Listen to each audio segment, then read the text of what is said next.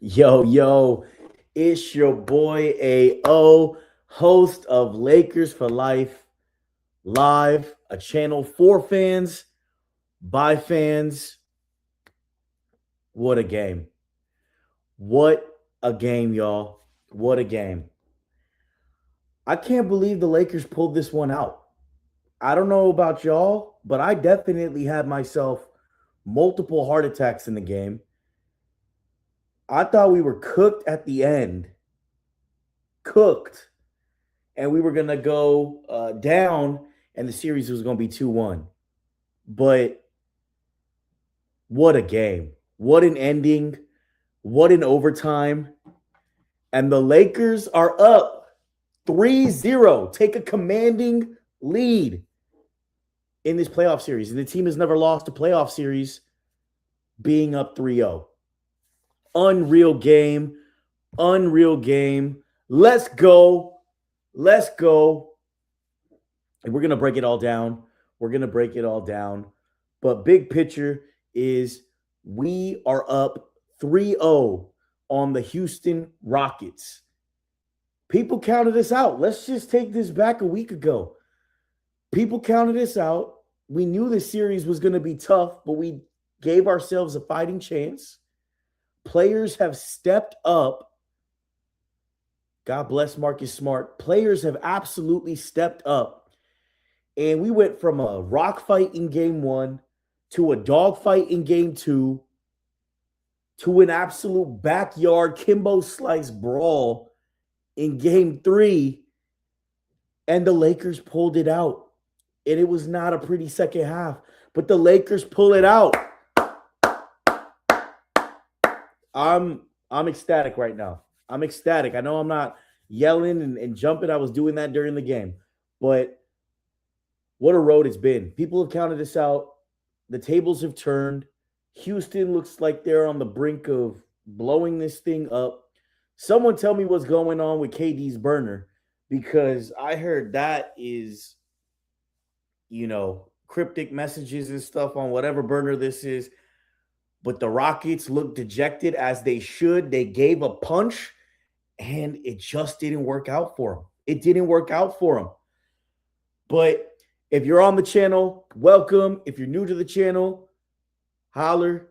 Again, this is a channel for fans, by fans. Throughout the show, definitely drop your takes, your comments, and let's run it up. Make sure you subscribe on the channel.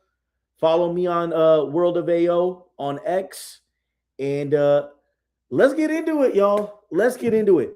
So my biggest questions for the game after game two was, how does Houston adjust to our defense without a playmaker, right? They hadn't gave Reed Shepherd minutes in game two. Ime said he was going to play him more minutes in game three. And it turns out there was no KD, out with an ankle sprain or whatever it was. So he did not play game one and is now out game three. And I'm going, yo, we have to go in for the kill today. But again, my biggest question was, how does Houston counter? And then can we sustain our level of defense? That's our anchor. And then most importantly, can we shoot at the rate we've been shooting at on the road, game three in Houston, right? Because we had an anomaly game in game one where we shot a ridiculous percentage from the field and from three. Game two, it tapered out a bit, but we still shot really well from three. 6 more threes than the Rockets in game two. So my biggest thing was, are we going to get a hot performance in game three? Is this going to keep going? Do we have a floor? And with Rui and Luke, with how well they've been shooting and how well Rui's just been shooting in the playoffs in general, I thought it was more than luck with what we were doing in games one and two. I think the actions were great. Luke was getting good looks.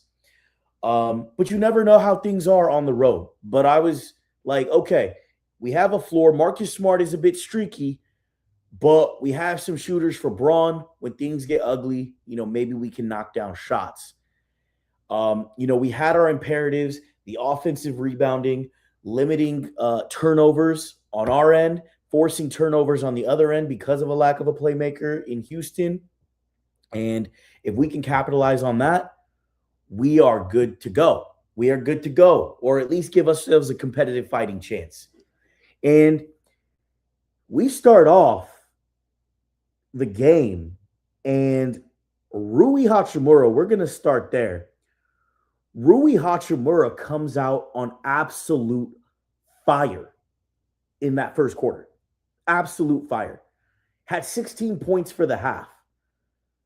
Finishes with 22, 4 and 2, 8 for 14 from the field, 4 for 7 from 3.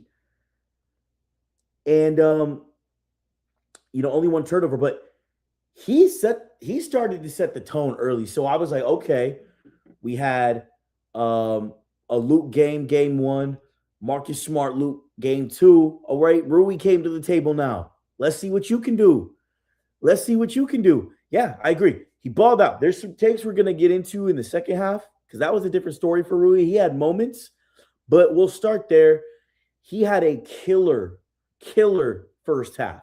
And that really set the tone. When I saw Rui come out and do his thing, I was like, okay, if Rui's getting it going, that's a good sign. That's a good sign for us. Luke, Marcus, LeBron, they can get going later on in the game. Rui's setting the table right now with his shooting. And it was great. I mean, we were up 7 at the end of the first. He was a big part of that.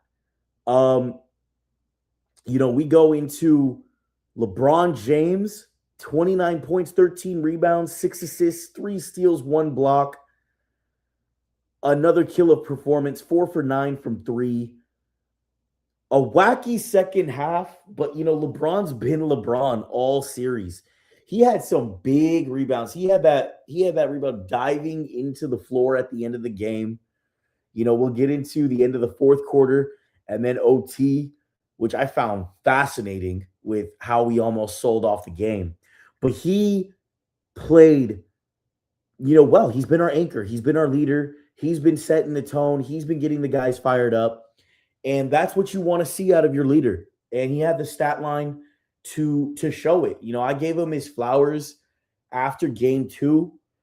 Not that he needs flowers. The guy's, a GOAT, essentially, depending on how you compare it to Michael Jordan. But I gave him his flowers just because of his leadership, rallying the players, giving them belief. And I felt like I said this after the game 2 show. I feel like this is the first genuine time after our chip in 2020 where the fan base is genuinely just across the board embracing LeBron James. And yes, there were some boneheaded plays at the end of the fourth quarter, which we'll get into. But overall, I think this is the most embrace he's gotten. I think that's important. He's had a long tenure on the Lakers, and for him to have this moment, he had an awesome moment with Bronny, his son, and we'll get into the game takeaways. But I just really love. I was saying it on game 2. Kobe is my GOAT. He is my GOAT. But LeBron James, I never really disliked him. There have been times where I haven't been a fan, but he's wearing a Laker jersey. And it's Lakers for life here, right? Lakers for life. And, for me, after everything we've gone through in the season, the drama, the ups and downs, or it's not the season, but his tenure. And for him to bring all the fans together and us rallying behind LeBron James to get us through this first round, I think is awesome. And he's risen to the occasion. His demeanor is just completely different from what we've seen. It's focused. He knows what he has to do. He knows how he has to empower his teammates. And we're seeing it on full display. And it's an awesome sight to see when he's playing that way. We get to Mr. Marcus Smart, 21 points, 4 rebounds, 10 assists, another game with 5 steals, y'all. He had a big He had a big steal in that second half. He had a huge OT. He's just been our anchor. And to JRA's point, my man JRA, what up though? By the way, thanks for tapping in. Like always, give Marcus a blank check. Give Marcus a blank check. It's getting to that. LeBron said it in his post game. Marcus Smart is just a battle tested dude, and he is made for the playoffs. He lives for it. He's been a riser, and my goodness, that signing has been insane. It has just paid dividends. We are not winning any of these games without Marcus Smart. As great as LeBron has been as a leader, you're not winning these games without Marcus Smart, point blank. And he has risen to the occasion. I mean, from three today, 2 for 4, he had that big three from the corner in OT. And all of those free throws, just knocking them down. It's been just a delight to watch. 9 for 11 from the free throw line. Yeah, that rebound that we got 2 free throws out of, I stood up. Insane. It was just so many interesting moments in that second half and OT. And, Marcus Smart is at the forefront of that. He's just been this beacon for us that the team has followed, and his energy in particular, right? And as the playoffs carry on, he becomes more and more important, and the team needs to continue rising to his level of intensity, his level of tenacity, because he's an absolute game changer. Game changer. When we're struggling, not scoring, we get a stop. Like, he made plays when Houston was making that run that makes them take a step back and take a deep breath and go, oh my God, I can't believe we can't put this away. And, Jabari Smith had that boneheaded steal or pass, and Marcus got that steal. LeBron sinks that three, and I'm going, oh my goodness. I can't believe this. The 3 free throws he got and knocked down in crunch time. Unbelievable. But Marcus Smart, the stat lines are insane. You can feel his impact just watching him on the TV screen. It's insane. But man, I'm grateful that he is on the team, that we signed him. And to JRA's point again, we have to bring him back. We know he's not maybe an 82-game player, but damn, in the playoffs, he's our Alex Caruso right now. Better, because he's got that offensive side going. He's playmaking. He's dropping dimes. 10 assists tonight. He's doing more, but he brings that Alex Caruso type of vibe that we've been missing for so long. And it's been awesome. It's been awesome. Team's definitely following his lead. Luke Kennard, 14 points, 6 rebounds, 6 assists. Didn't have a great shooting night tonight. There was one sequence where he turned the ball over twice in a row, missed a wide open 3 above the break. So not a great shooting night. 1 for 6 from 3, was 5 for 6 from the free throw line. But hey, we've seen him kind of slip for a couple games during the season, but he always seems to bounce back. His 14 points were still big. So to pull this game out where he only shot 33% from the field, I thought was great. I'm still very confident in what Luke has done. He played 45 minutes tonight. I mean, the starting lineup played big minutes in general. LeBron had 45 minutes. Rui had 44. But Luke Kennard, a bit of a shooting slump. And we knew that was going to happen. The defense that Houston throws at you is intense. They have size, they have length, they have athleticism. So what he's been doing for games 1 and 2 was already above expectations. 14, 6, and 6, still a great game. Fantastic game. And I think that's something that's, going to continue to shore up. I don't want him to lose his aggressiveness. I don't want him to not take shots. Keep the volume up if you're Luke. This is just one blip in the series. Keep shooting the ball. We need it, right? We need it. Now, let's go to the bench. Let's go to the bench before we go to Ayton. Jackson Hayes, 12 points, 4 rebounds, 1 steal, 2 blocks, so 3 stocks on the night, was a +7 for the game. His energy was insane when he came in, especially that first shift. He really got it going. He really got it going. Those 12 points were all big. And he was even 2 for 3 from the free throw line, which was huge. Jackson Hayes, while he had his issues with Şengün in the second half, and I think all of both centers had issues in the second half with Şengün. That dude went off. We'll get into Houston stats in a sec. But I love his energy. I said it in my last show after game 2. I think he's definitely taken a step forward. You know, there's a lot to be desired with Jackson Hayes, but he's not the Jackson Hayes from that Minnesota series where he just looked lost. Dude came in for 2 minutes, looked confused in the Minnesota series, and it was a wrap for him. I think he's definitely taken a step in his maturity. The IQ, again, there's a lot to be desired there, but you can't ever discount effort. You can't ever discount energy. And he brought it today. That first shift was huge. And he played in the second half. I think it was even distribution of minutes between DeAndre Ayton and Jackson Hayes. But Şengün was just carving us up. There was nothing we could really do. Jared Vanderbilt, 5 points, 6 rebounds, 1 assist. Didn't make his threes. Really would like one to go down, but he was a +6. He was a +6. And I think he continues to bring that energy. And I think he has a place in the rotation. He had a finish at the rim today, which I thought was fantastic.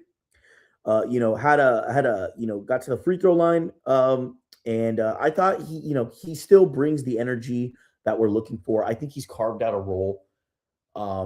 Even if we advance with OKC, I think he does a lot with his energy and just mucking it up. And we've been missing that since his real first year in LA, the Vandalorian, right? We've been waiting for that because there is a role for that in a playoff series. OKC is going to be a different beast if we advance, which we'll talk about. We're going to do a whole preview for that if we advance. But for now, he's definitely helping you put away this series. I think he did a great job on, Reed Shepherd.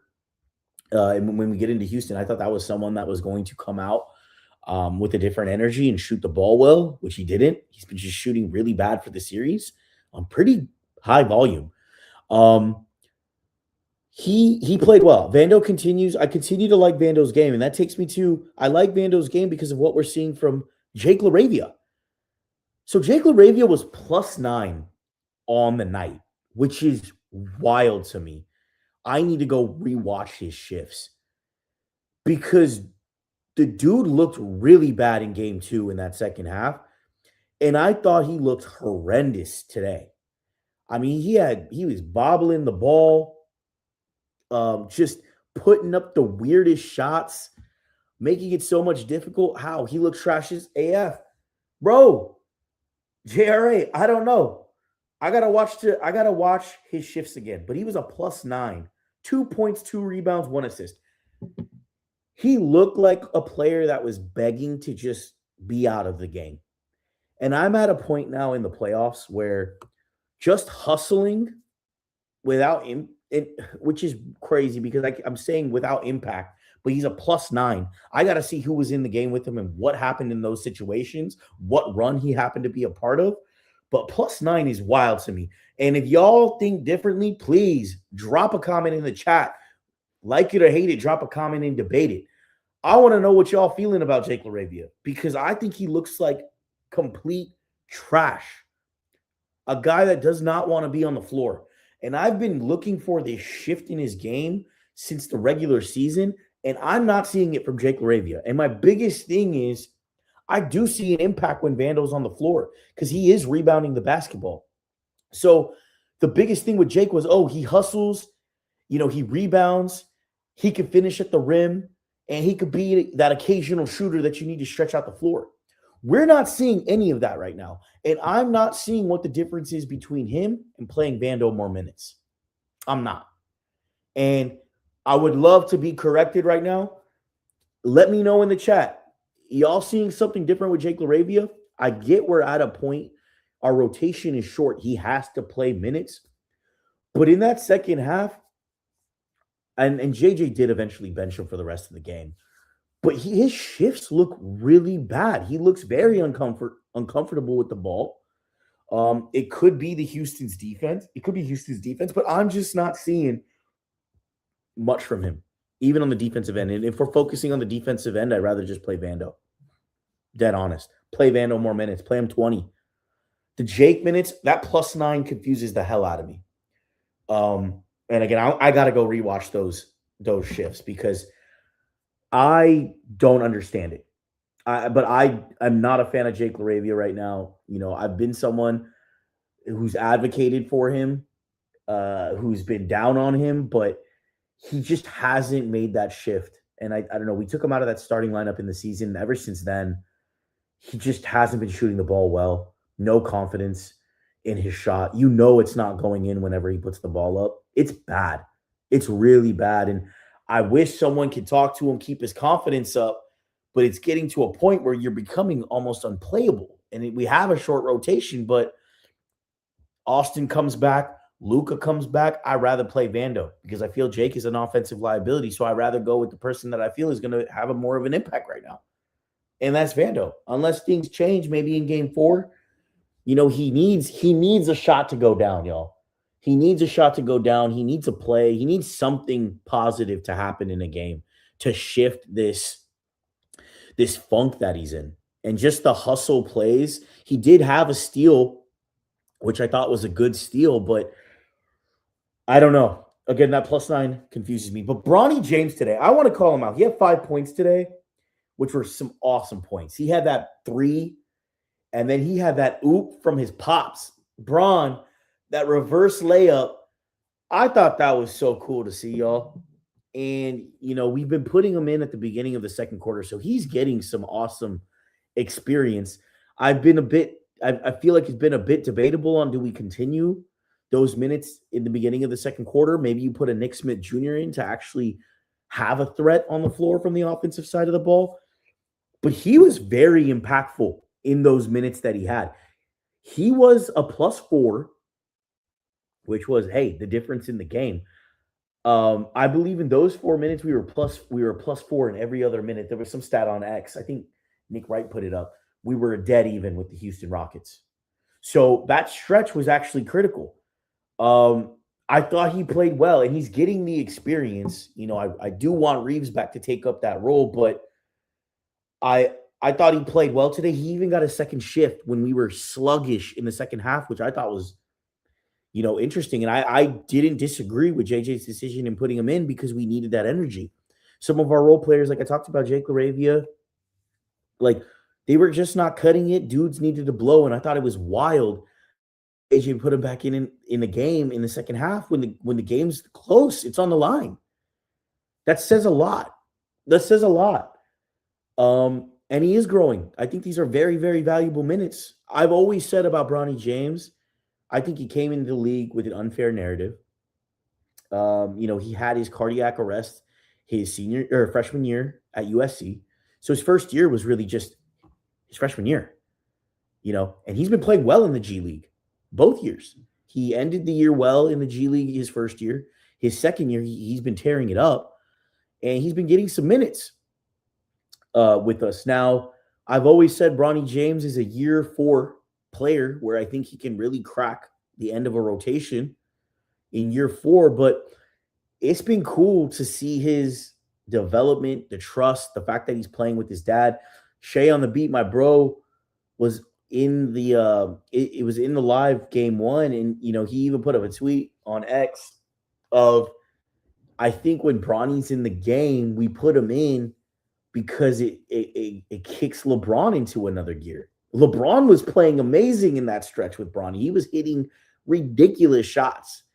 And maybe it is an energy boost when you're in a playoff game. Stakes are high. Your son is on the floor. I got to go get it. I got to make sure we all right. And, you know, if that's the tactic or if that's the perspective, I don't mind it. I don't mind it at all. But hats off to Bronny today. I feel like he played well in his minutes. He played 9 for the game, which is a lot from what he's typically seen, and we're in the playoffs. Um, so no, I thought he was good. Now DeAndre Ayton, he had 2.6 rebounds, 2 assists, 1 steal, 1 block. The offense hasn't been there games 2 and 3. And I always look to when DeAndre Ayton's offense isn't there, how is his energy in the game? And I thought today there were moments where we could have given him the ball down in the post. We made the right pass. Um, Boy meets world out now. What up, Shay on the beat? Vano needs to take more of Jake's minutes.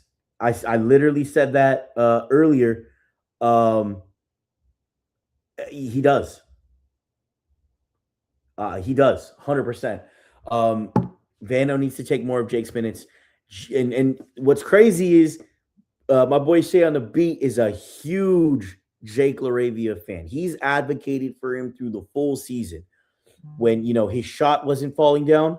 And he really highlighted his hustle, his defensive rebounding, which improved drastically in the season from his previous years. But when Shay on the beat, my guy, is saying Vano needs to take more of Jake's minutes, that says something. And we just talked about it. But he does. He does.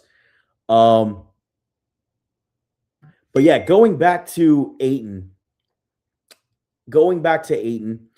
his energy was like JRA said.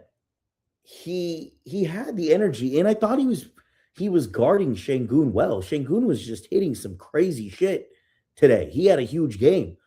But I thought there were pockets of the game. I was just saying that I think we could have gotten DA the ball. He was sealing hard. He was down in the post open. We just needed to make that pass.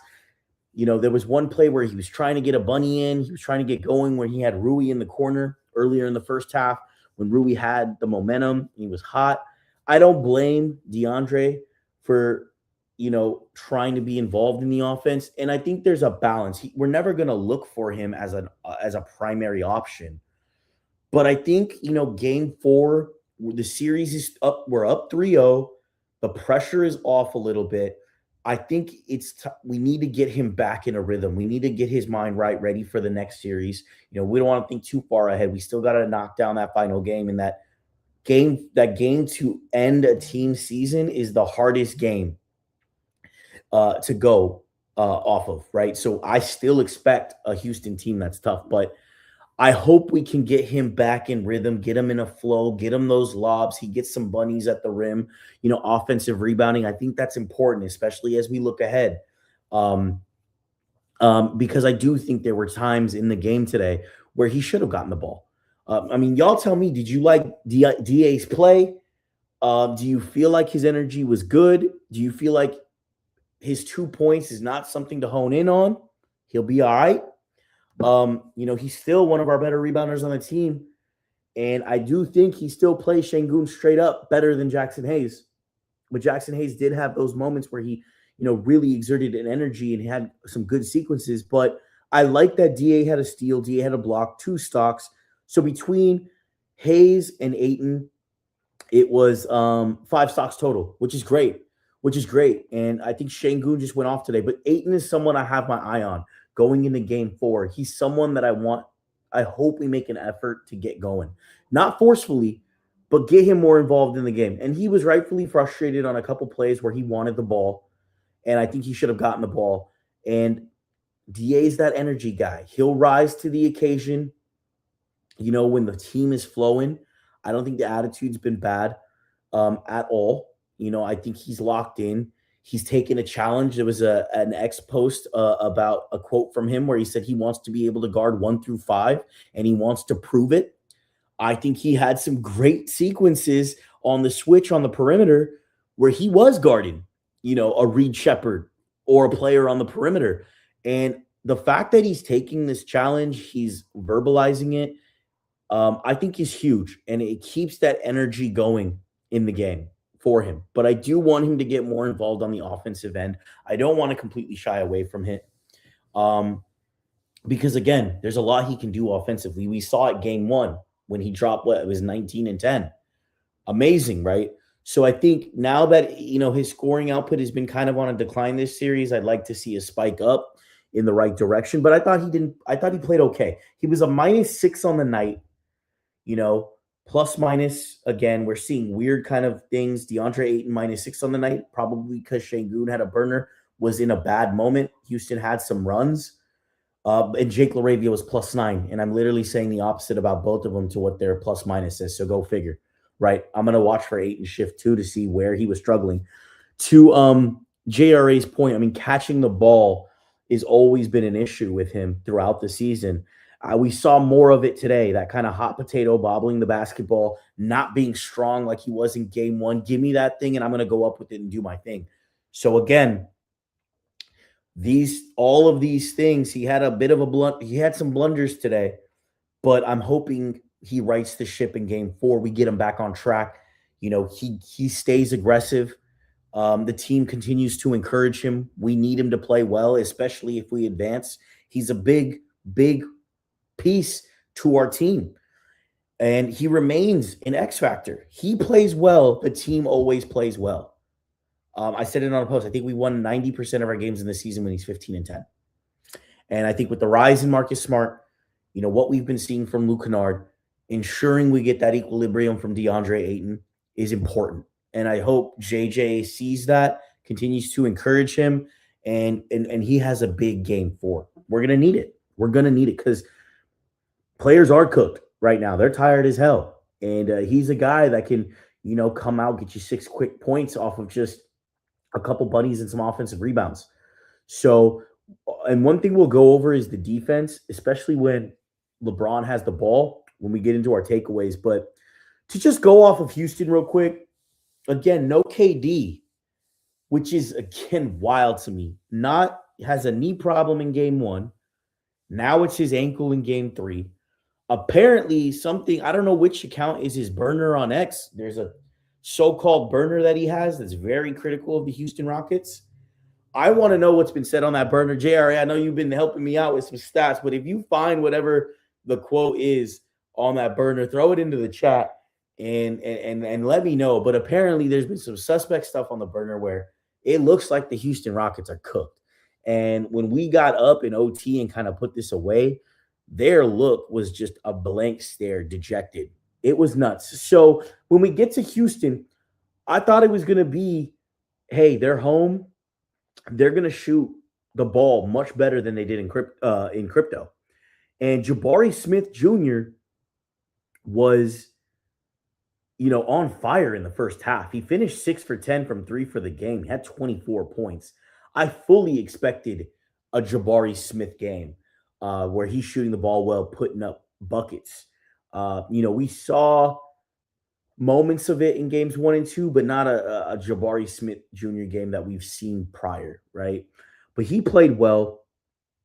Amen Thompson had 26 points, 11 rebounds, 4 assists, 3 steals, 3 blocks. His defense was on point. I mean, a big reason that second half, Houston was just tallying up steals, blocks, forcing turnovers. They killed us on the offensive rebounds today. It's insane. I mean, they had 15 steals today and 6 block shots. Amen Thompson played amazing. So the fact that we pulled out this win still, of course, is going to deject them because they had multiple players that played really, really well. I thought Amen Thompson had a typical the Amen Thompson game you would expect from him is what he did today. I thought he played fantastic. He was hitting the midi, was 8 for 14 today. Wow. Shannon, but KD gave up. Was he even at the game? That's a good question. Was he at the game, y'all? Chat, was he even on the bench? Yo, just because you have an ankle sprain, this is game 3 of the playoffs. It's a swing game. You could be 2-1 or now 3-0. The fact that he's not at the game is wild to me. That's insane. Oh, shit. He wasn't. Yeah. That team cooked. That team is cooked. He wasn't even at the game? Yeah. Which is crazy, by the way. It's a bit of a tangent, but what KD's legacy to me is is fascinating. I mean, he's bounced around teams and it hasn't gone well for the teams he's bounced around after the Warriors. And by my take, and y'all can debate me on this, I think his chips were bullshit. They don't mean anything to me. I think it's something people are going to glaze over when they look at his career in totality. I think him going to the finals with that OKC team was more impressive, but he's on the down in terms of he's not a leader. We know he can't pass out a double team, but he's not a leader. He kills team culture. I thought Houston was actually up today. They've played well in the games where he hasn't played. Games one, I thought they played well. They just didn't hit shots. Game three, on the brink, they had great performances. I think Alperen Şengün plays much better when KD's on the floor. I think they got beef. 100%. They got beef. It seemed like KD was excited to team up with Şengün at the beginning of the year. That ship sailed real quick. I mean, Şengün today had 33, 16 rebounds, 6 assists. He had 3 steals and a block shot. He had a big block at the rim. Oh, that was clean. And I was like, ooh, that was in clutch time. 15 for 27 from the field. Didn't hit the 3 ball well, but, dude played awesome. And I think Şengün plays well when KD's not in the game. But yeah, JRA, back to the KD point, so forgettable. I think KD's legacy is like, after the Warriors, you won your 2 chips, got the finals MVPs. What does it really mean? You joined the best team historically ever. Okay. His Eastern Conference final run, where I think his foot was on the line to make that basket, and they end up losing the game in the series to the Bucks, I think.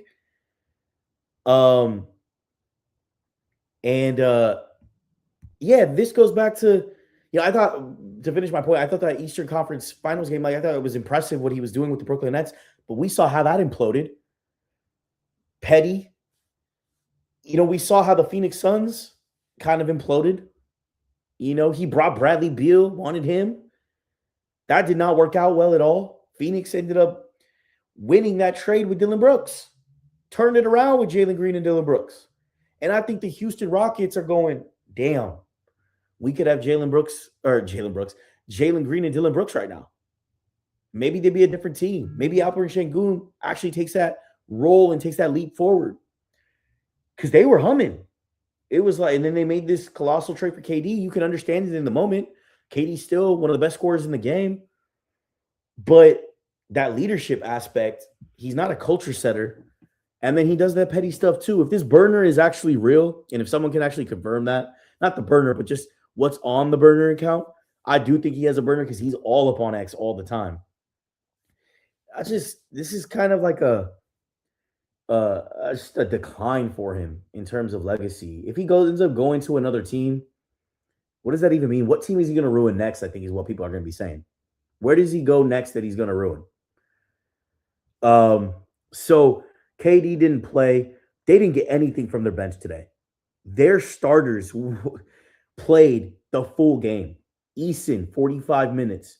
Jabari Smith Jr., 43 minutes. Şengün, 46 minutes. Reed Shepherd, 45 minutes. Amen Thompson, 48 minutes. That's insane. I mean, we go over the team stats.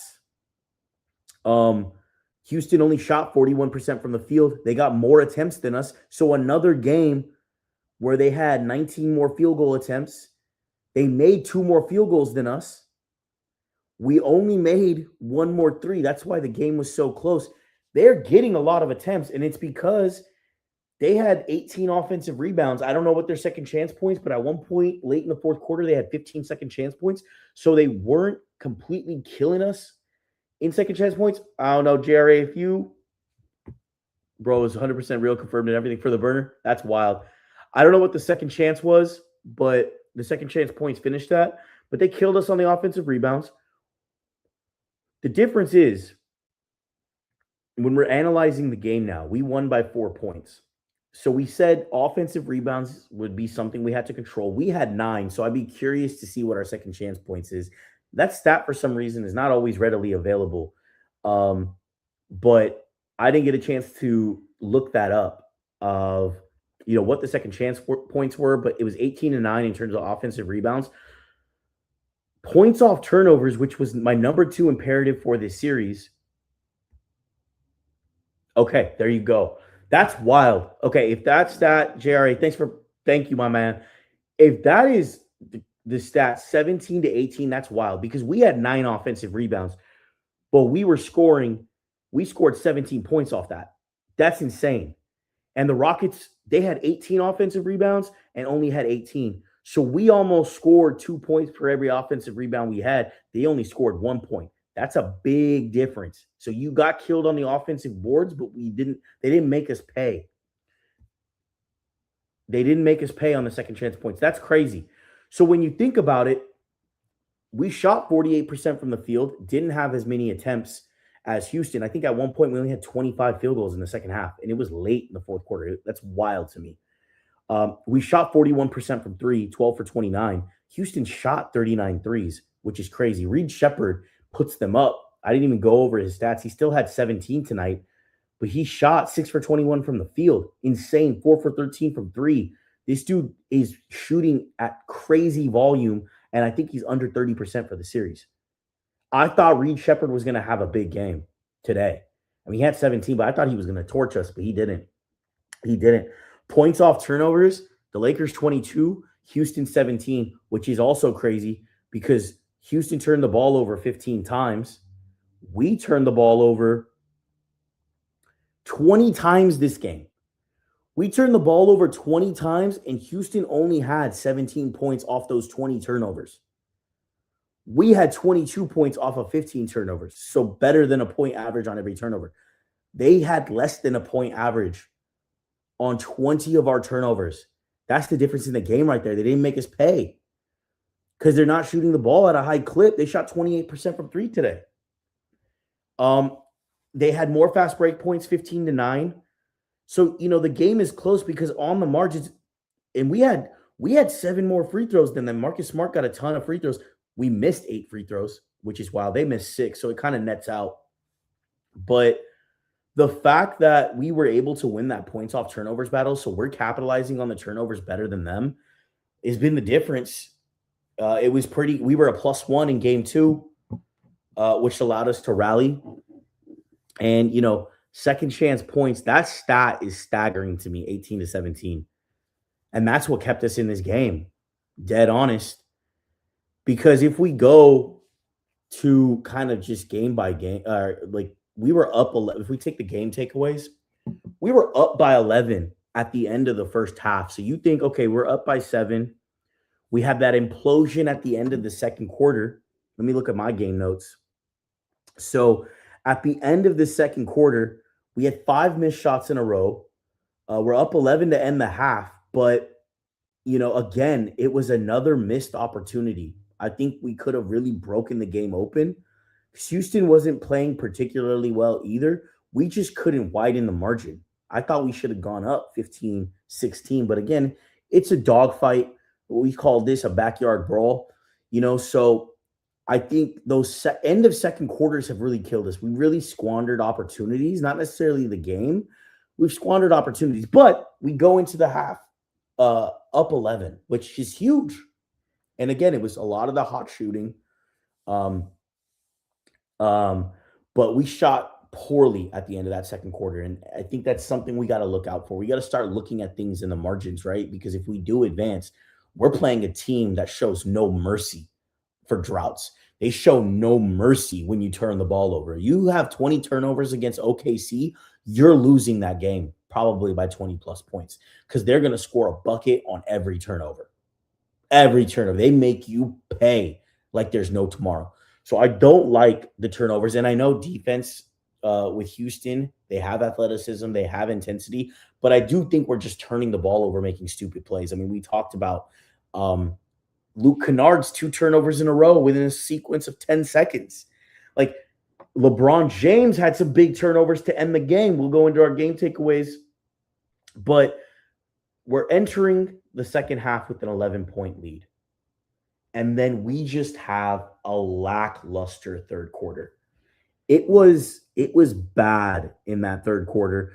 I mean, the summary will tell you Yeah, it was 26-21. Oh, I'm sorry, 23-17 in the third quarter. We only put up 17 points after scoring 39 points in the first quarter, 24 points in the second quarter.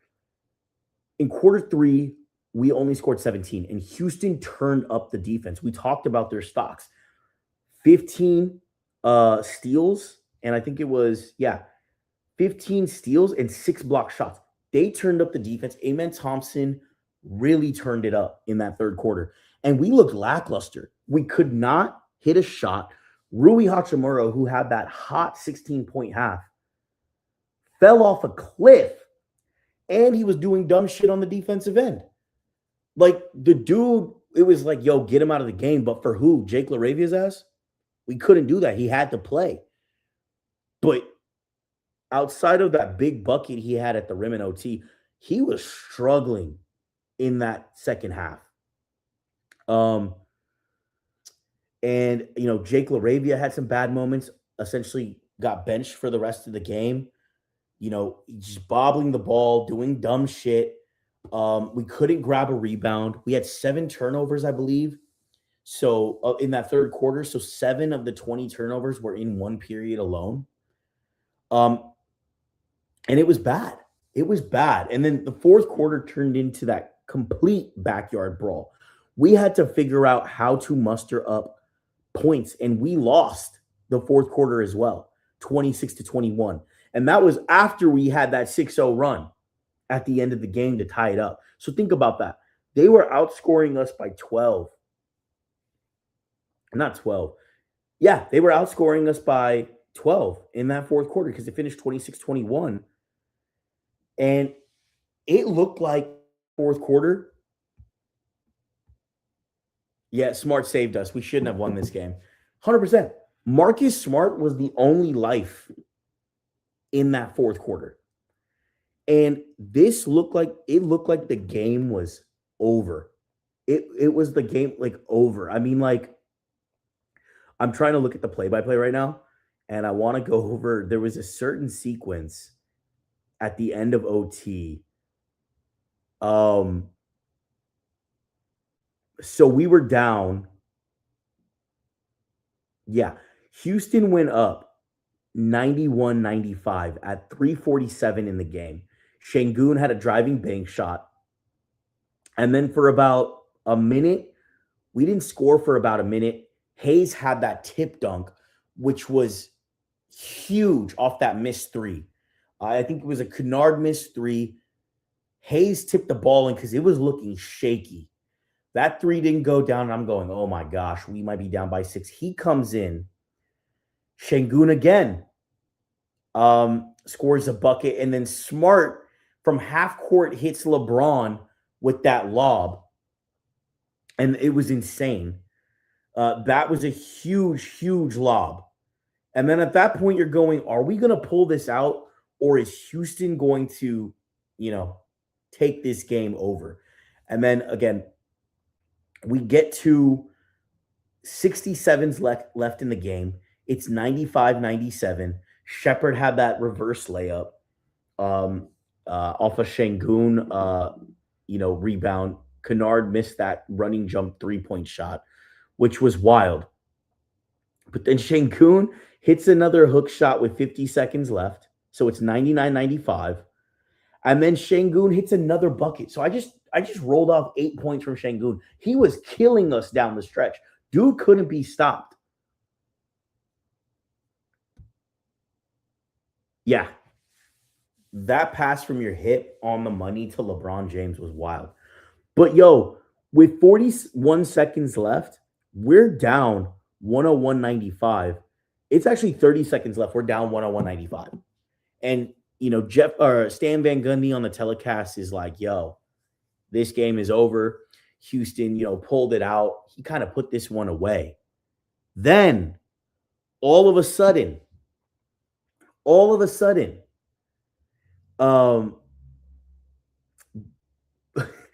we're up 101-95, and then Jabari Smith Jr. probably makes the most stupid play I've ever seen. And he decides to advance the ball and throw a bad pass when he didn't need to do any of that. Marcus Smart ends up getting the steal. And then Jayshawn Tate fouls him on a three-point attempt. And I'm going, okay, we're still down 6. This game is cooked. There's 30 seconds left. And Smart makes the 3 free throws. And then LeBron, in this whole time, I didn't mention, LeBron has 2 turnovers down this stretch. And at one point, he makes a bad play on the end. And he doesn't even, he takes a take and he doesn't get the call. And he's just jogging up the floor. And that's when Şengün had that point to put him up 101-95. And I'm going, yo, LeBron, you're sending this home. You turn the ball over twice, and then you're not even getting back. Şengün gets, it's 5-on-4. Şengün gets this bucket at the rim. And I'm like, yo, did LeBron really sell this game? Did LeBron James really sell this game at the end? I was heated. At that point, I was throwing shit in my living room. Like, I was just like, are you kidding me? You're not even going to run back? What are you doing? Like, you just gave up a bucket. Now we're down 6. This game is cooked. Then we get the Smart free throws. And then, yo, Reed Shepherd comes in. LeBron James tips it from the backcourt. The ball flies. LeBron James gets the ball and then hits a running three-point shot. And I'm going, I cannot believe we tied the game. We are tied up being down 6 with 30 seconds left. And LeBron just made it all up in 2 plays. You know, put some respect on his name, right? I went from pissed as hell to, oh my God, I can't believe LeBron just did this. I can't believe LeBron just did this. We tied up. We had no business winning that game. And then in OT, we just do our thing. We set the tone. Marcus Smart, when Marcus Smart made that 3 from the corner in overtime, I was like, yo, we getting this. Rui had that big bucket at the rim, got him going. We were up 5. And at that point, I think Houston was like, I think we're cooked. I think we're dead ass cooked. And it showed. You know, Kennard was making his free throws, which I thought was amazing. Those jump balls, I'm going to say this. The jump balls in the OT, low key, if I get on X, I feel like I'm going to see a lot of this from Houston fans. If they're not already cooked already. Those jump balls were a little suspect, yo. I'm going to be on the record and say it. Ayton definitely held Şengün, and LeBron kind of held the momentum for Ahmed down and tapped that ball. I mean, there was bullshit calls all over the place, but we got away with a couple. And I was surprised. I don't know if they were makeup calls, but those were game changers. Game changers when we controlled the tip on those. And, you know, Marcus Smart, he ended up making a ton of free throws in overtime. And, you know, Reed Shepherd had that 3 to kind of get him close. But at that point, it was cooked. You know, a little bit of a scare when we turned the ball over on that out of bounds, but we were up 4, kind of let them do their thing. They missed, and then it was a wrap. Murder, she wrote. You know what I mean? But those jump balls, I feel like we're going to hear about it tomorrow, especially from some salty Houston Rockets fans when the refs were just garbage all game. But, you know, the Lakers pulled it out. They pulled out a game that they had no business winning. And that's what, when we get into our takeaways, that's what the playoffs is about. Y'all remember when we were busting our ass against the Denver Nuggets? Jamal Murray bullshit buzzer beater. I know I don't want to bring up PTSD for y'all, so stop me if y'all want. But like the Jokic 3 above his head, end of the shot clock over AD, like plays break your way in the playoffs, and you take every win in the playoffs. There's no such thing as a bad win in the playoffs. You take every win in the playoffs and you figure out what you did wrong and you try to correct it. But you take a win any day of the week in the playoffs. And that's exactly what we did. We took their chain. We took their chain right off their neck in that game. They chainless. Their leader is checked out. Injuries. We potentially have Austin Reeves coming back game 4. He was GTD today, warming up. I think we might get him back game 4. And I know we're up 3-0. They're like, give him more rest. But I think if he's ready to go, even though our medical staff is kind of suspect, I don't know if I trust him all the way. But if this is fully validated that he can actually play, I think we bring him off the bench, give him some burn, let him get his legs under him. because if we advance, their next series ain't no picnic. That thing is going to be where they come out first 10 minutes and smack you in the mouth. We've seen it time and time again.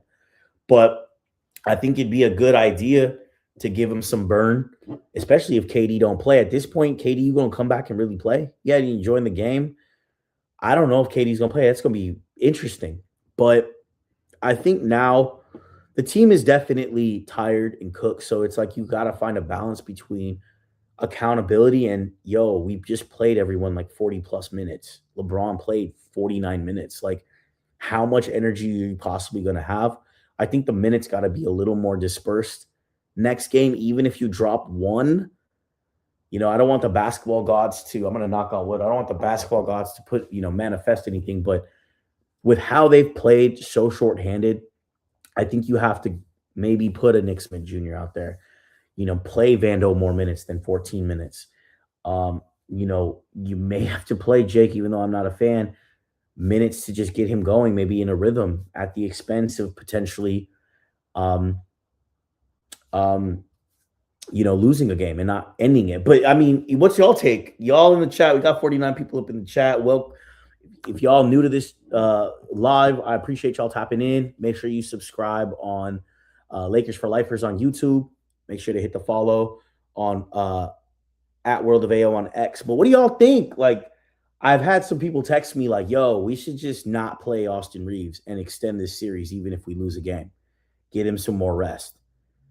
And I kind of agree with it for sure. I can see the point, of, hey, a couple more days. If he doesn't play Sunday, we don't play till next week. Like, that's a plenty of rest, for him. That can help.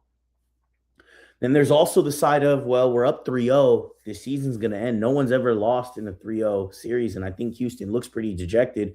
Do we start getting his legs going? You know what I mean? I'm hoping with J-Dub out for OKC that Phoenix gives OKC maybe a run for their money and steals a game and extends that series. I'm on the side right now of, I think if Austin Reeves is ready to go, you got to play him. You got to get him ramped up. Even if we lose the game, he's getting some momentum. He's getting some reps under him because, we know what's in front of us in the next series. So I think that's important. So I would say I don't like to mess with the basketball gods. You go in for the kill and sweep, and you figure it out. Manarino's burner, thanks for tapping in again, my man. I'd sit him low key. I mean, y'all, that's not a bad idea. You want him to be fully healthy. It's just about reps. Maybe he gets it in game 5, and you want to make sure you end the series in game 5. I can see that side too. I just don't like to, Manarino, I totally feel that point. I just don't like to mess with the basketball gods. You don't cheat the game. And not that I'm not going to say cheating the game because we have been winning. I just know this team is like, they're at capacity. They're playing their asses off. They just pulled out a big win. Austin can relieve some minutes for both Luke and Smart. You play Vando more minutes. Maybe you bring Nick Smith Jr. or you play Bronny more minutes. Maybe you finally pull a Maxi Kleber out to give Hayes a breather. Or, I'm just knowing that the team is at its brink right now, and rightfully so. They're playing their asses off, like I said. So it's a balance. I don't think you have to like come out the gates with Austin Reeves by any means, but I think if you're putting a game away, you're up, getting him some reps, getting up and down the floor, getting some shots up, could be good, and hopefully it's not high intensity minutes because we put a game away. But we'll see. I thought it was just crazy in general that he's on his way back. They gave 4 to 6 weeks. Now all of a sudden he's back. He was supposed to be the one that came in the second round, and Luka was supposed to come back earlier because of that procedure he had in Europe. I don't know if they're just kind of saving Luka right now. I think he could be maybe good to go, but they're just kind of keeping him at bay because that's not someone, and a hamstring is nothing you want to play with. But, if this series were to get interesting, maybe Luka, we get a bombshell news that Luka does come back, because I think he's in his return to game plan that JJ Redick calls it. So we'll see. But JRA, I'd give him 10 to 15 minutes and ramp him up. Yeah. That's where I think that's where I stand. I think I get Manarino's point that you know, I'd sit him low key. Houston maybe takes the next game, but I just see what's around the corner. And again, to the point where I don't like to cheat the basketball gods, I would play him and y'all just go in for the win, get him some reps in the meantime. We don't have to play the high intensity minutes. Hopefully, we have another good shooting day and we do our thing. I'm when you look at to kind of like get into what can we expect in game 4, typically you're gonna get a burst of energy from the team, but this Houston Rockets team has been strange because I think they've played better when KD hasn't been there, which is already weird. But they still need a scorer. Reed Shepherd hasn't had his big game yet, efficient game yet. He's had some good games against us in the regular season, but you put a Jared Vanderbilt on him, it's hard to score, and then we're hunting him on the other end, which I'll get into that point too. It was really interesting as kind of a takeaway of when LeBron has the ball, they completely drop on the roller and play LeBron up single coverage. And you saw so many situations where Şengün was just one-on-one on Braun. I'm not sure how much that tactic is going to work if Braun really want to get after it. We saw him get to the lane, and he had takes to the basket. Some, went in, some didn't. But they're not like overcommitting. They're staying on the shooters. They're staying on the roller. And I think that a lot of that is why DA just didn't have those bunnies. They're making LeBron really have to make a play. And, with 3 games that were been, dog fights, rock fights, backyard brawls, I don't know if I don't think it's a bad strategy. I mean, put that dagger in them from 3. He almost had that buzzer beater at the end of the game to really put it away. I thought that thing was down. But it'd be interesting to see what they do from a defensive standpoint. Like, do you just say, F it, I want to just completely shut LeBron down and just have Amen guarding him for 48 minutes, and you let Marcus Smart, Luke Kennard, and Rui, win the game for you? Maybe Austin, if he's getting some reps, just completely take LeBron out the game. Maybe. I'm very confused on what is going to happen because I just feel like Reed Shepherd is due for a big game and he just hasn't had the ball go down. And maybe game 4 is it. But again, like I said, if you put a Vando on him, it's hard to score on a Vando, which is why I think he needs more minutes. I think you just let Vando got hella energy. You just let him chase Reed Shepherd all game. Make it difficult. Put a body on him. Be physical. And we know Vando's a good rebounder. So, you might take care of the offensive rebounding problem that we've been having.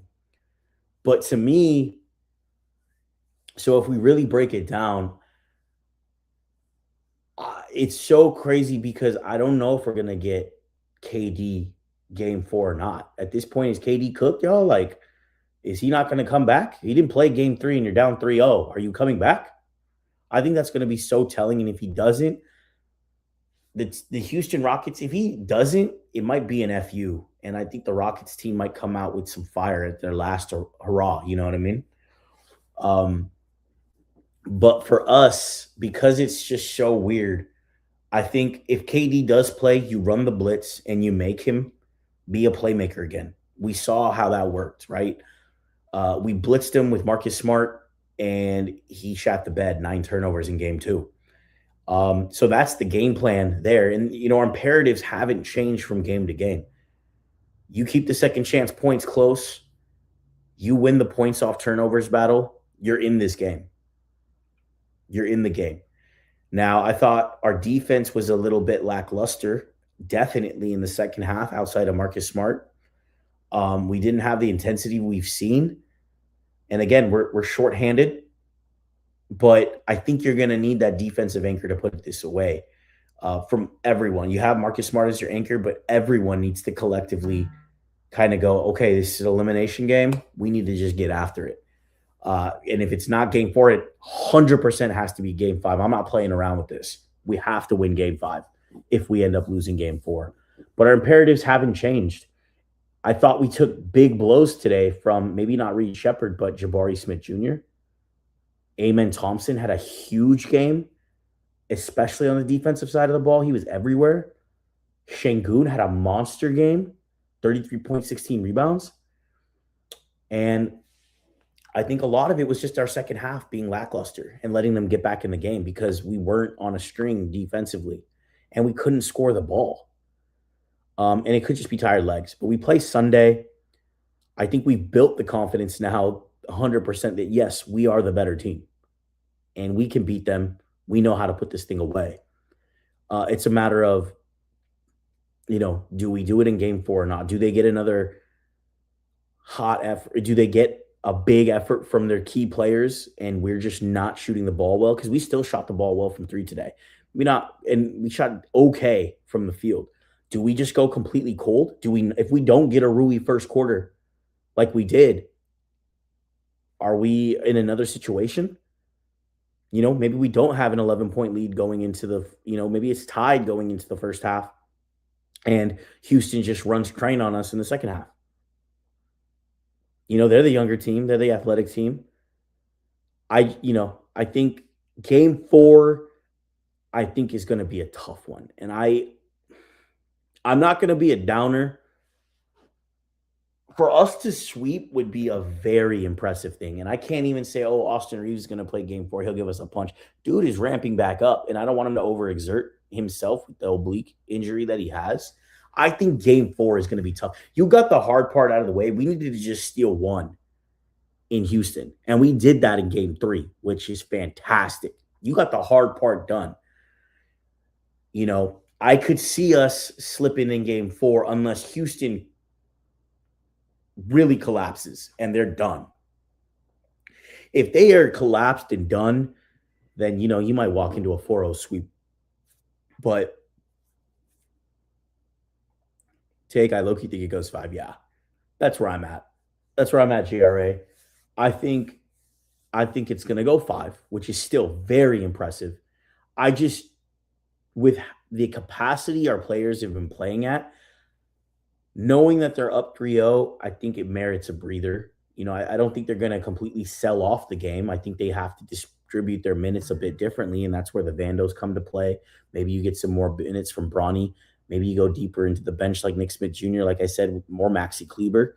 There's still some players. You play Jake LaRavia more minutes, and you just, hey, man, you've been playing like shit. We need you to get into a rhythm. You're going to be playing minutes. We have a breather now, so there's a little less pressure on this game. Maybe you do that to get LaRavia the confidence to get him going. I think for me is I would love the win and I would love a sweep, but I think we need it to be more of like a tune-up for some of our players. Like I mentioned earlier in the show, I really want to see Ayton get more involved on the offensive end. I want him to have a big scoring output.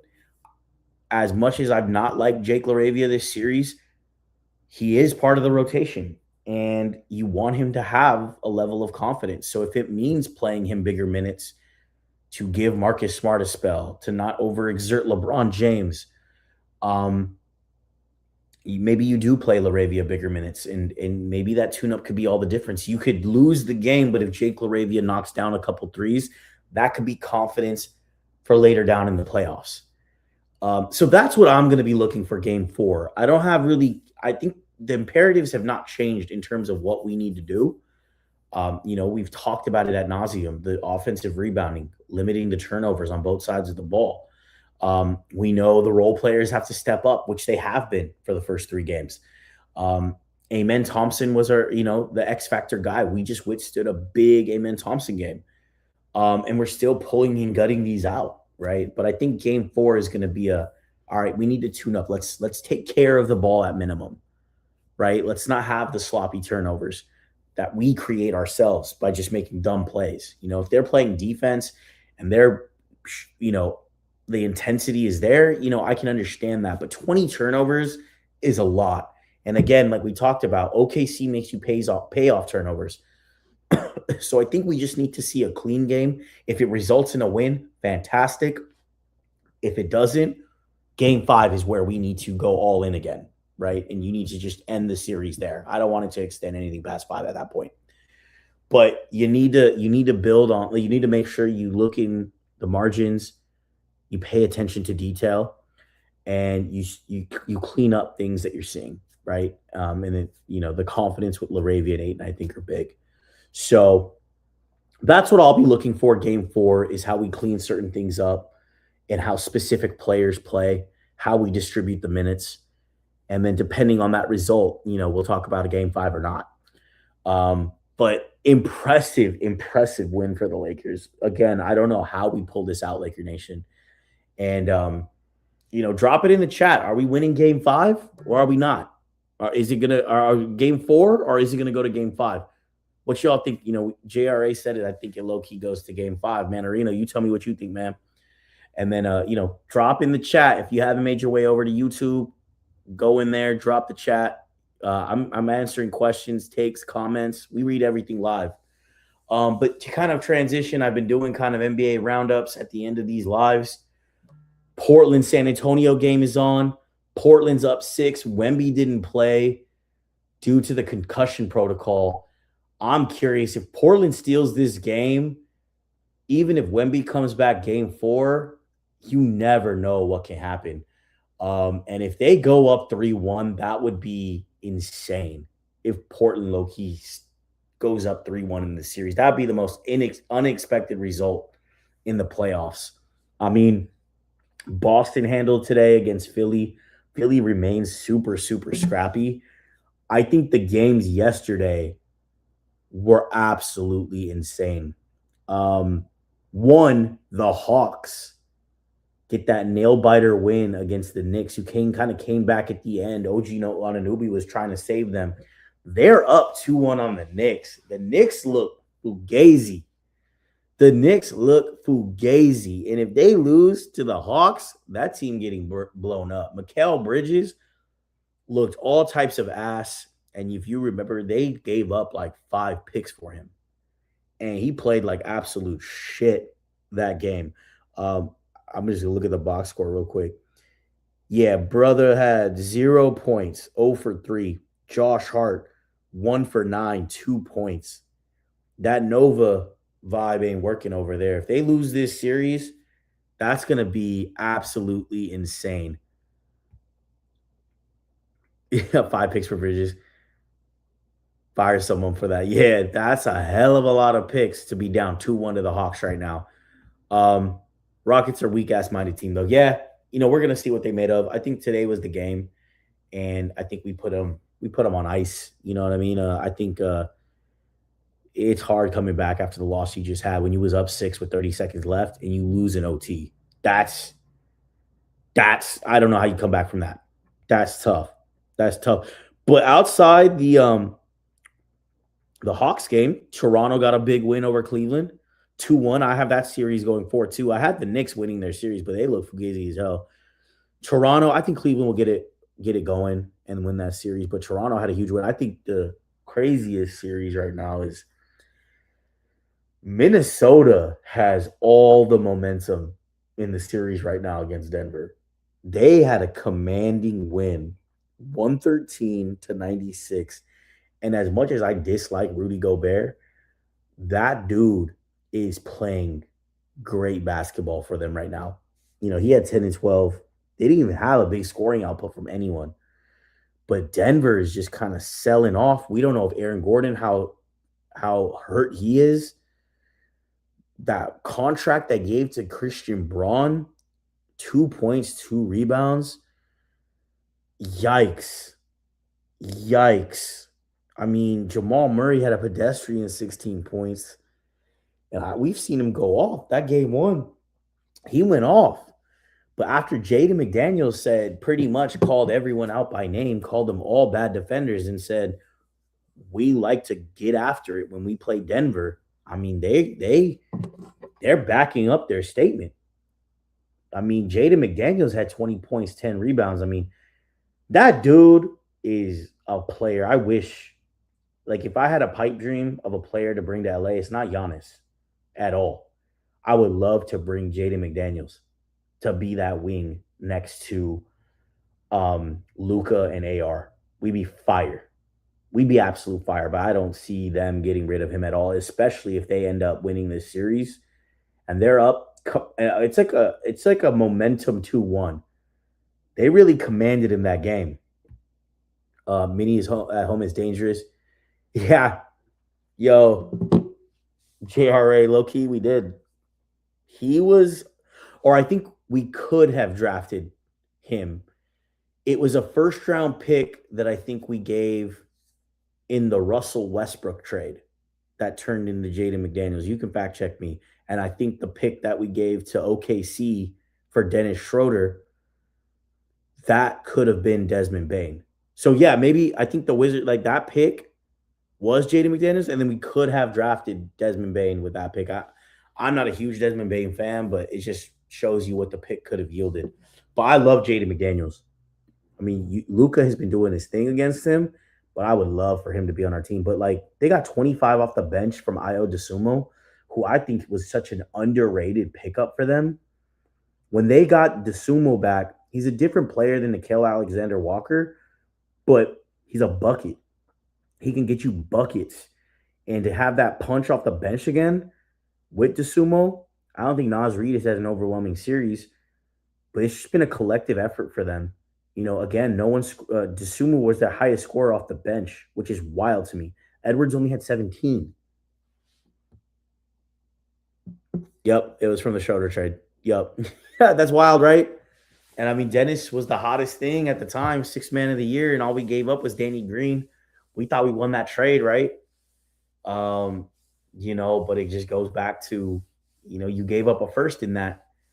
And you gave up a first in Russell Westbrook trade, and you gave up a first to trade Russell Westbrook. So Jaden McDaniels would be, is wild. I honestly, the package that we're trying to give, the picks for Giannis, like I would low key,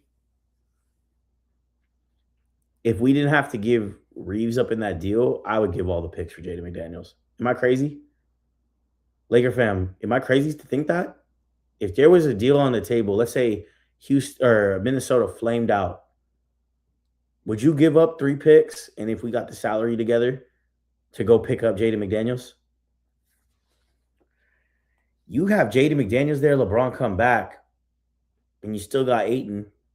That's a fire starting lineup. You bring Smart back. You bring Kennard back.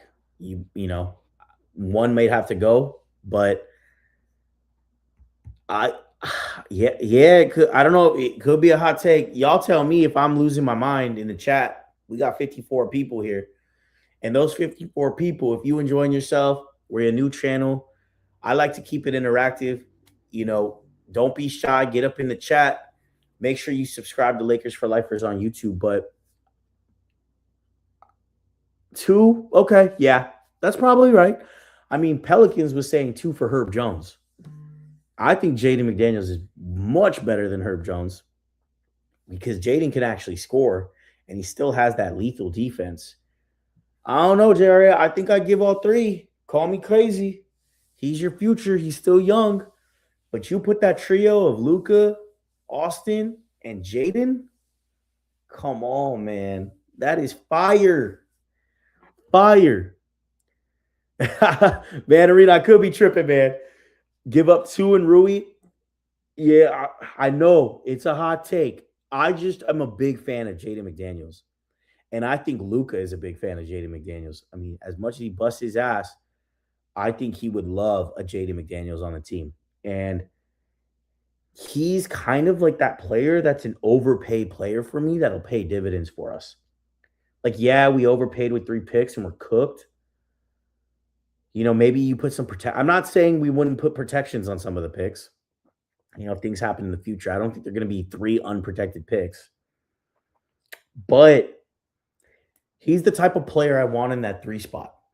Like, I want an elite 2-way player, not just a 3 and D player. I want a 2-way player that has athleticism, length, that can really take the assignment of the other team's best player in that starting spot.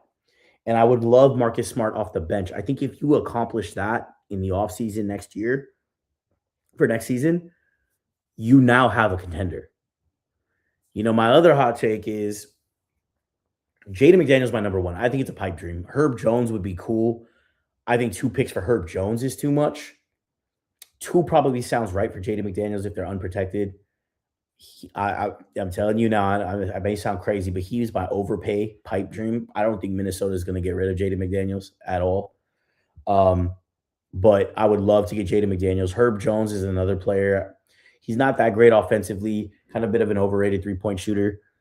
But, we need that type of player in the starting lineup. So we look at him. Another player that's kind of circulated who I kind of like despise watching him or him being on the opposing team is Lou Dort. Because the dude plays football out there. You can call him a dirty player, and that's what I just don't like the style OKC plays with. And that's me being maybe a little petty because they play very physical basketball and get away with it, rightfully so, because they do it for 48 minutes a game. And, you can't blame them for that. Their team can play defense 1 through 10. But Lou Dort, yeah, Herb Jones only regressed. I think 2 picks is way too much for him. But that's what the Pelicans, I think, were asking. But Lou Dort, you're starting kind of 3. That's the type of player, like a Dylan Brooks, Lou Dort, Jaden McDaniels. Like, you don't need Giannis. I still don't think we need Giannis. There's some X posts today from Brett Siegel, some actually notable people that said the Lakers are going to be in hot pursuit of Giannis. Giannis has been injured for how many seasons now? And yes, he's an elite player. Don't get me wrong, but like, what's his fit like with Luka? I'm not sold on that. He can't hit the 3. Is he going to be setting picks all day with Luka? He likes the ball in his hands. He's an elite 2-way player when he's healthy. I just don't see the fit. Yeah, Peyton Watson, he's another player that I think we're going to be interested in. The thing with me is I think Peyton Watson is going to get super overpaid. And I'm wondering if he's the guy that's going to produce at a consistent rate of that contract that they threw out. Honestly, I think Denver needs him right now. And I think they dump Cam Johnson before they let Peyton Watson get away. But he's a restricted free agent. There's a lot of different cap things that happen with a restricted free agent. He could tie up money. But $30 million they were talking about for Peyton Watson, I don't know, my man. I think getting our players back and then with whatever leftover salary, keeping the team deep is more important. He's had a great stretch this season, but he's also just this season, right?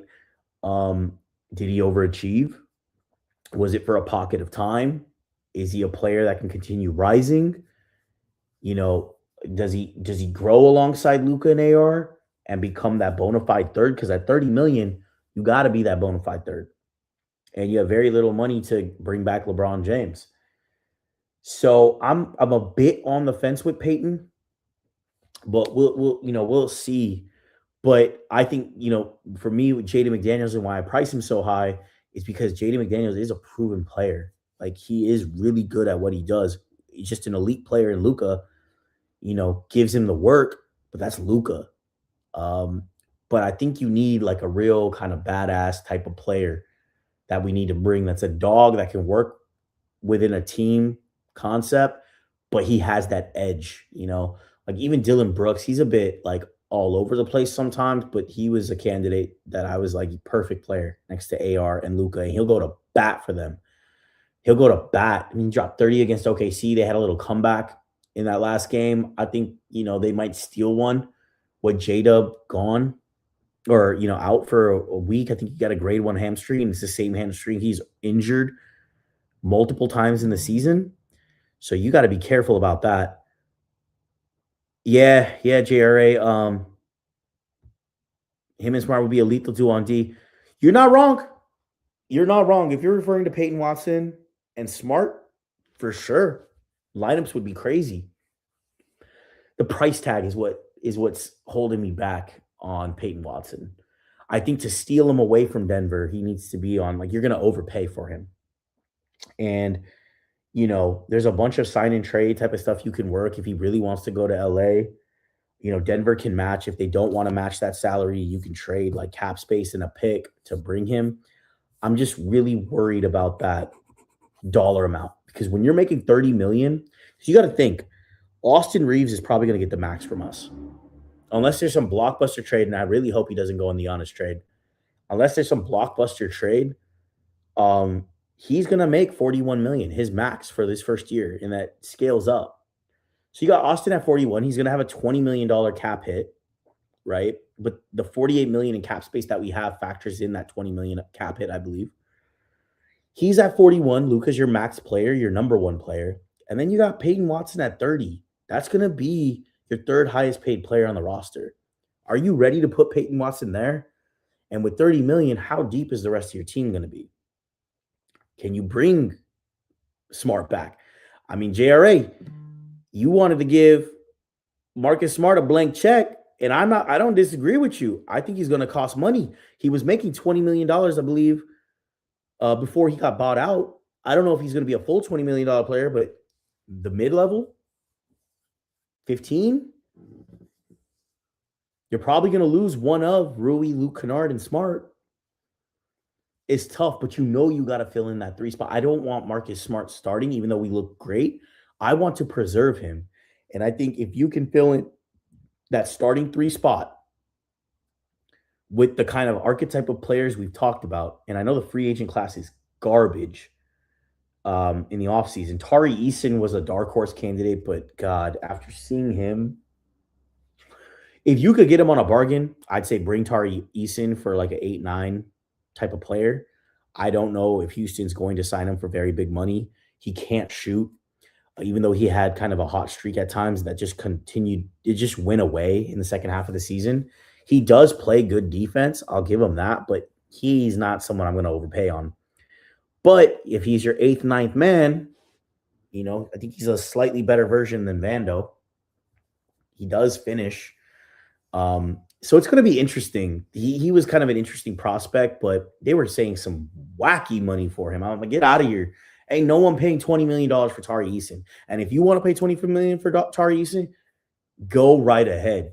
Go right ahead. But if LeBron James does decide to come back to LA, which is up in the air, he could want to go to Cleveland. There's some other teams. Does Cleveland work out a sign and trade for like a Jared Allen if he wants to go there? That's how LeBron would get to Cleveland for the money he would want. There's a lot to think about, but if you do return DA, LeBron, Luka, and AR, you need that 3. And if you have Smart off the bench and can keep a Kennard, that's a formidable team. You'll have to punt Rui, but you're getting a 2-way player that's consistent in your starting lineup. Rui's going to be relegated to the bench. So it's going to be really interesting in the offseason, but that's the piece that's missing. I mean, you see Robert Williams doing his thing right now. You wish you had a center that was more of a rim protector than what Ayton and Hayes really have to offer. So it's going to be interesting. I know we went off on a tangent for the offseason, but I'm seeing some of these teams. And if you're stacking up against OKC,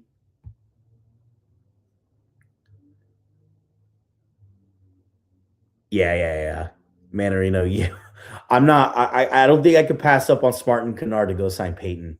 I get the merits of Peyton Watson, JRA, but I can't pay him that much money and then lose depth. Because what you want to do is we don't need the big splash. You need to fortify your 8, 9, 10. And you need to bring in 3-and-D players at the minimum. If you can get to that 10-man rotation where everyone or the majority are 3-and-D, and then you can get defense, that's how you're going to beat in OKC. We'll see OKC's running up against the aprons. We'll see if they lose an Isaiah Hartenstein and a Dort, they have to get rid of them to kind of preserve cap. they have players that can take bigger roles, but that could be a hit. You know what I mean for them. They have like a perfect roster right now, but the San Antonios that are coming up, OKC, you got these young Portland teams. Like you need to bring athleticism, but I just don't think it has to be at the price point of Peyton Watson. Um, and I'm talking about, overpaying for Jaden McDaniels. I just think he's a proven wing. I think he's great. I'd overpay for something that's formidable. Like if you can't bring Kennard back, but you had a Jaden Daniels type come, you got to bolster the defense. So it's going to be really interesting, how we figure things out. But you know, getting back on topic, I know we kind of segued a little bit, but that was a fun convo. It's going to be interesting when we're in the off season. I'm going to be doing a lot of lives in the off season. Free agency is like my Christmas. The off season, and then the time period up until the trade deadline, that's my Christmas. I love that time of the year for the NBA. And I'm always at Summer League. So if y'all are ever at Summer League, definitely tap in with me. We got some cool stuff we're going to be doing at Summer League, but I'm always there. And San Antonio goes up by 3. That's wild. But, to get back on the playoffs to kind of wrap it up, I think game 4 is going to be more of a tune-up. If Austin Reeves does decide to play, I'm really looking at Jake LaRavia and Ayton to get back on par for the course. I think LeBron has to play less minutes in game 4 after this big game 3. I think we need to preserve him.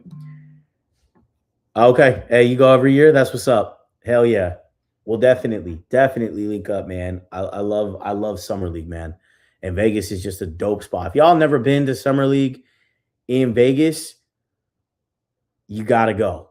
It's like the best time of the year to go to Vegas. I mean, you got the pool parties active. Every NBA player is chilling at the Wynn or the Fountain Blue. I played blackjack with CJ McCollum. I'm sorry, I played roulette with CJ McCollum. I was on a blackjack table for an hour with Onyeka Okongwu from the Hawks. And we were actually legitimately, it was just me and him at the table with his boys, kicking, rapping. I'm from the IE originally. He's from the IE. He went to Chino Hills High. So we rapped about that. That was dope. But every NBA player is all over the casino. Me, my bro, went. All the NBA players were coming down from Live when we were at the Fountain Blue. And we were just dapping up. Saw Jalen Suggs, Jalen Johnson, said what's up to Draymond. It's a super, super fun time. So if y'all haven't gone, yeah, Medarito for sure. I will be so it's all over the place. My parents got a timeshare. We got a really cheap hotel the last time we went because it was more of a last minute plan. But I think when we go this year, thinking maybe like Fountain Blue, Venetian, or Caesars. One of those 3. The Wynn is cool. I was thinking of maybe staying there, but I think you can do a lot more with what you get from the Wynn at another hotel. But somewhere right around the action. But yeah, the Wynn is fun, man. I got to dap up Alex Caruso the year when Wemby was just a rookie in the league. I don't normally go up to players or anything like that for autographs or even pictures at all. But Caruso has been one of my favorite players on the Lakers since he came into the league. And through our championship run, I was like legit like pissed, heartbroken, whatever you want to call it, when Rob's ass let him walk. And I'm going to do a whole pod on Rob in the offseason because he's such a polarizing GM. But I saw him at the Wynn, and I was like, you know what? I'm going to go dap him up. That's my guy. And my boy was filming it, and I'm like, yo, put the camera down because if you don't dap me up, that's going to be hella embarrassing. But so I kind of walked up. I was cool, but I was like, damn, this is going to either go one of 2 ways. Either it's going to be a dope-ass video or this is going to be embarrassing as hell, but whatever. So I go up to him. I tell him, hey, man, congratulations on your, all defensive team. We miss you in LA. You was one of my favorite guys. I just want to say what's up. He gave me a dap, and I said, thanks, man. I just walked away, and he got that on video. It was a dope moment. That was pretty cool. AC, I miss that dude every time I see him play and do the things he does on OKC, I get so pissed. Like we hit on Luke Kennard, but you losing Alex Caruso to freaking re-sign THT, who you eventually traded for Patrick Beverly, who you eventually traded for Mo Bamba, who you eventually let walk, is a fucking indictment. Like that's insane. Caruso could have been a player that I think could have weathered the Russell Westbrook storm that we freaking had for 2 years. And those are amongst other blunders. My quick take on Rob Pelinka is he's just a GM. Like he hits, but then there's a lot of negative things that he does that takes away from the hits. His hits are always catching up. We got Marcus Smart, we got Luke Kennard.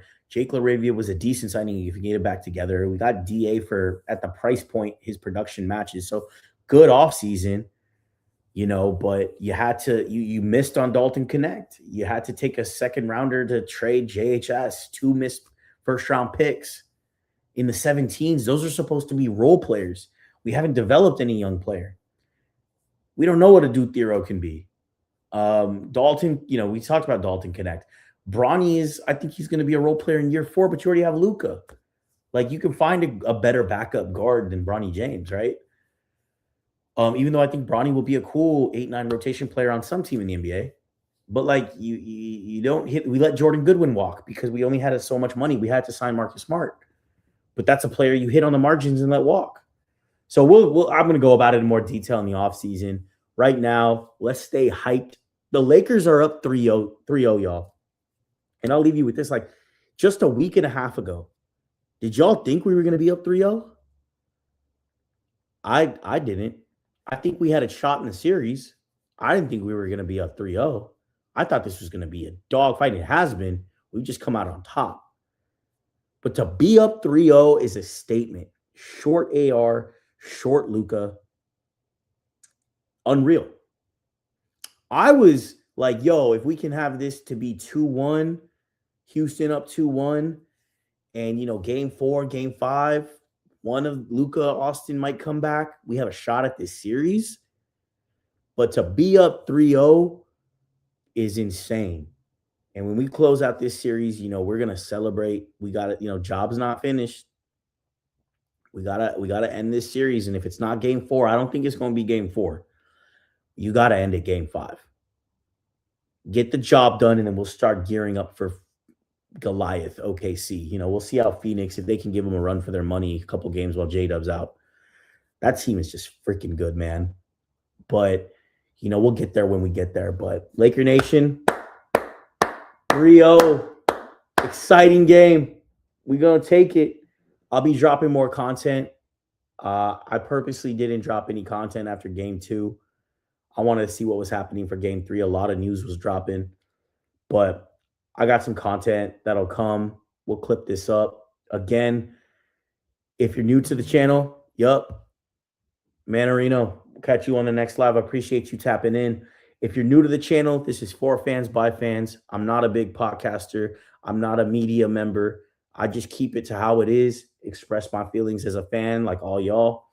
And I really am trying to build a community here, bring fans together. Let's just talk ball. Next, I'm trying to go live for every post game in the playoffs. My first time really doing that. And I love to hear from y'all. I got Manarino, JRA. They keep it popping in the chat. So don't feel shy if you come in from X, make your way over to YouTube. Drop the chat. I read it all out loud. And if you have something that you've been thinking about, I guarantee you other Laker fans are thinking about it too. They just don't say it. And it's okay to be emotional. It's okay to be a fan. I let the big podcasters be PC about things. But if something pisses me off, we going to talk about it. And you could tell me, hey, Ayo, you gotta calm down, bro. It's not that bad, or have you seen it from this angle? Whatever it is, or I disagree with you. Manarino was like, yo, 3 picks for Jaden McDaniels, you're wilding. And we gonna like it or hate it, drop a comment and debate it. That's the motto. That's the motto of the platform that we creating. We got some real cool stuff that we're gonna drop. Me and Shay on the beat. It's gonna be real cool, and then I'm hoping I can do more lives with my boys. Bring those that are active in the chat, JRA, Manarino, stay tapped in. We'll wrap. We'll get on the live together, talk Laker basketball. So I really want to build this thing for fans. So don't feel afraid. Engage with the content. I respond to everything on my socials. So Laker Nation, we up 3-0. I'll see y'all Sunday night for the live. And let's see what happens game 4. And it's the storylines are going to be crazy for the Rockets. They're going to be crazy for the Rockets. So nice, Jerry. Yeah, we'll make that happen, bro. Storylines are going to be crazy. Let's see what happens game 4. Enjoy y'all weekend. And go Lakers. Have a good night, y'all.